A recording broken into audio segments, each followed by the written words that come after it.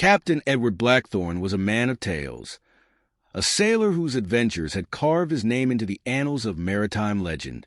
His ship, the Tempest, was as much a part of his identity as his tri-cornered hat or his weathered spyglass. For decades, he had braved tempests, outsmarted pirates, and uncovered treasures that existed only in whispers. But time, the one force even he couldn't outmaneuver, had begun to weigh on his shoulders. One fateful morning, the sun rose crimson over the port of Havencliff. Blackthorn stood on the pier, staring out at the restless waves. His first mate, a wiry young man named Fletcher, approached cautiously. "Captain," Fletcher said, his voice hesitant, "what's next for us?" Blackthorn turned, his steely gaze softening. "One last voyage, lad. There's a treasure I've dreamed of since I was your age. The Starfall chest, said to hold wonders beyond imagination, but it lies beyond the Devil's Abyss." The name sent murmurs through the crew as Fletcher relayed the plan.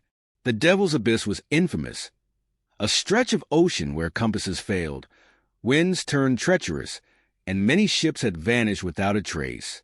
Yet, the promise of the Starfall chest outweighed their fear.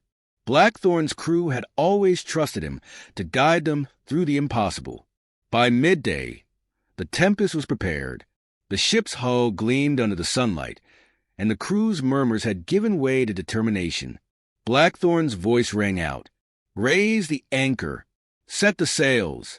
Today we chase destiny!" The voyage began with fair winds and clear skies. The crew worked in perfect harmony, their movements honed by years under Blackthorn's command. But as they neared the Devil's Abyss, the sea changed. The water darkened to an inky black, and the air grew heavy with tension. A strange, unnatural silence replaced the comforting creak of the ship's timbers. "Steady, lads," Blackthorn said, gripping the wheel. His voice, calm and commanding, was a lifeline. "The abyss tests us, but it'll not best us." As the Tempest crossed into the abyss, the winds turned violent. Waves crashed against the hull, and eerie shadows writhed beneath the surface. The crew fought to keep the ship steady, their hands blistered from the ropes and their faces pale with fear. Amid the chaos, Blackthorn stood resolute, guiding his ship through the maelstrom as if he were born to it. Hours later, the sea suddenly stilled. The sky above turned a brilliant shade of violet, and in the distance, an island materialized, shrouded in ethereal mist. The crew stared in awe as the Tempest glided toward the glittering shore. The beach sparkled as if dusted with crushed diamonds, and the air smelled faintly of jasmine and salt.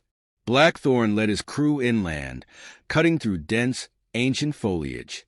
The trees' roots twisted like serpents, and their branches formed a canopy that filtered the sunlight into golden streams. After hours of searching, they found it, a chest unlike any they had ever seen. It was adorned with emeralds and sapphires, its surface etched with runes that seemed to pulse with an inner light. "The Starfall chest," Blackthorn whispered, reverence in his voice. "Stand back, lads." He opened the chest, and a blinding light erupted, engulfing the crew. When the light faded, they found themselves back on the Tempest, the island and the chest gone as if they had never existed. Yet, something was different. The ship's hull shimmered with a newfound strength, and the sails glowed faintly, as though infused with starlight. Blackthorn stood at the helm, a rare smile on his face. It wasn't gold we sought, but a gift greater still. The sea herself has blessed us. The Tempest will sail forever, even if I do not. The crew cheered, though their joy was tinged with sadness. They knew this was Blackthorn's farewell. With a heavy heart, the captain removed his hat and handed it to Fletcher. "She's yours now, lad. Treat her well, and she'll carry you to the ends of the earth." As the sun dipped below the horizon, painting the sky in fiery hues, Captain Edward Blackthorn stepped onto the gangplank. He turned one last time, his eyes lingering on the Tempest. Then, with the grace of a man who had lived a life of purpose, he walked into the twilight, his shadow long and his legacy eternal.